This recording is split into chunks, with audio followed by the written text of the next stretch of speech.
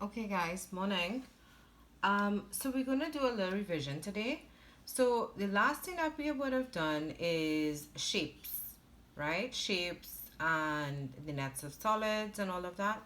So we're gonna do a little revision with perimeter and area today.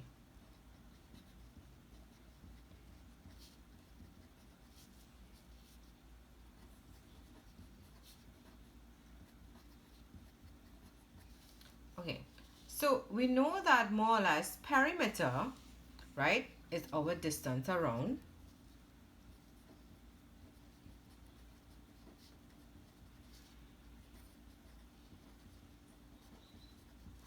right? And our area is the region that is actually covered, right? So distance around. So for example, we say distance around, we mean things. So if we see in a question, they say that she walks somewhere, walks around a park or whatever, right? That's perimeter. If it is that, they fence somewhere, that's perimeter as well, right?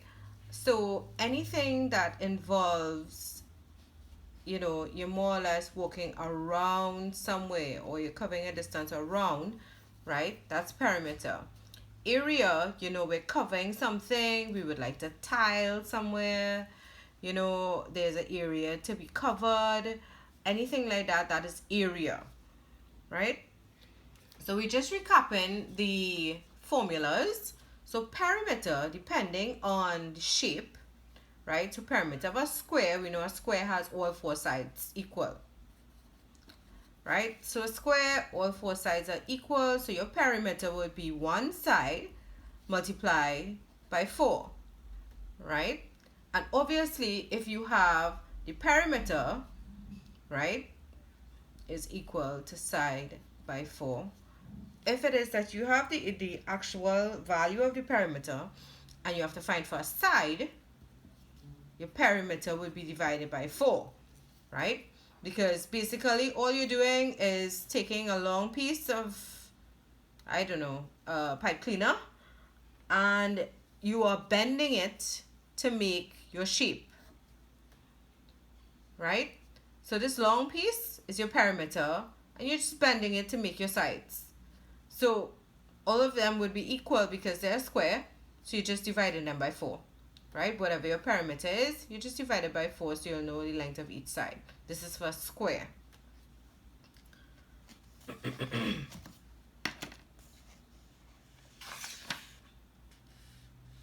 Right.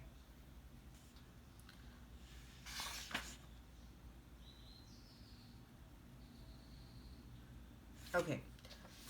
So this is perimeter for a square. Now, if it is that we're revising area, right? Area is the region that is covered. So it's not around, it's inside, right? So area of a square, right? A square has all four sides equal. So area is equal to side by side, right? Or side square, right? And once we are given the area and we need to find for a side, right? This is not side, this is area. Side is equal to the square root of the area, right? So for example, if it is that we had that the area was 25, right? Let's say our area is 25. A side of this square would be the square root of 25, which is 5. Let's say it was centimeters. Right? And your area is always measured in square units. So whatever answer you put down, let us say it was 25 centimeters, it always has that little 2 up to the top, right? Square. If it was volume, it would have a 3 up to the top. So area squared, side just regular units, right? So this is perimeter, this is area, this is for a square.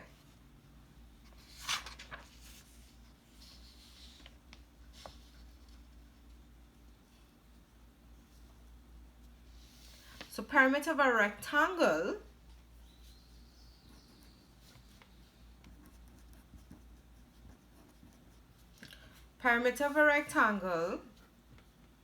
is equal to, perimeter is equal to your, make sure I'm not missing anything. Yeah. Perimeter is equal to your length plus your breadth, and you're multiplying that times 2. Or, it's up to you, you can add up all of your sides, right? So length plus your breadth multiplied by 2. So basically we're doing this plus this multiplied by, again, by itself, right? Or we can just add all the sides up, right? You must remember that your rectangle has 2 sides that are the same length on both sides. The area of your rectangle, however, is equal to your length by your breadth. Obviously, you know by now, your area is when you're multiplying. So area of your square is side by side. Area of your rectangle is length by breadth, right? If you were given either length or breadth to find for,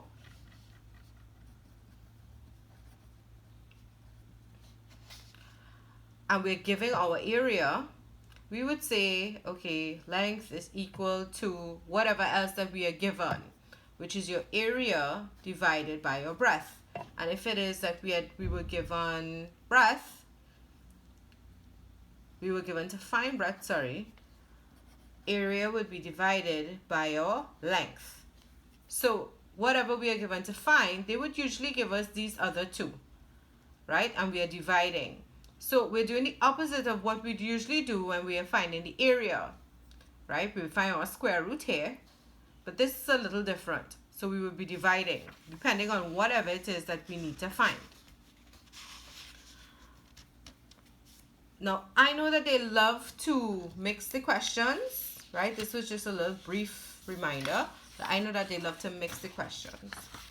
So let us say that we are given this shape, right? This is a regular rectangle. Let us say that it is 10 by 6 centimeters.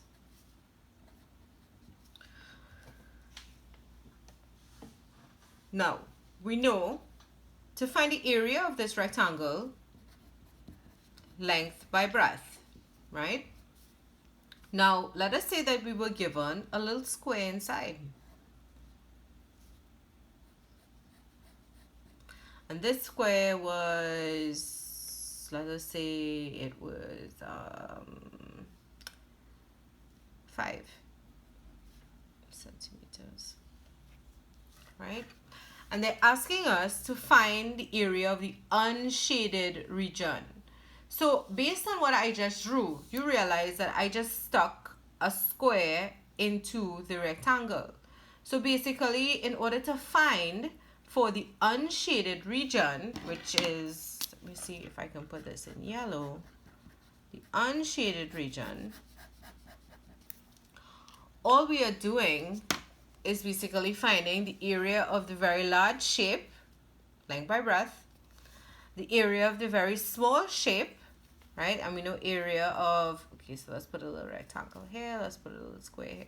The area of the square would be 5 by 5, right? Which is side by side, right? Let's see, 10 by 6, right? So 5 5s are 25, 10 6s are 60, right? And in order to find the rest of the shape, all we have to do is take this shape away from this here.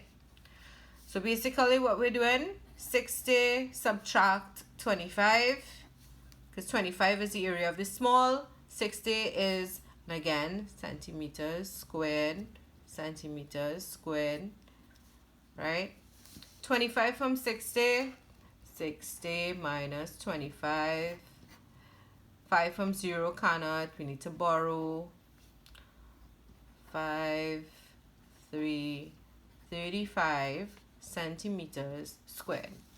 So what I would like us to do right now is to do on page 181, we're doing exercise 20.26.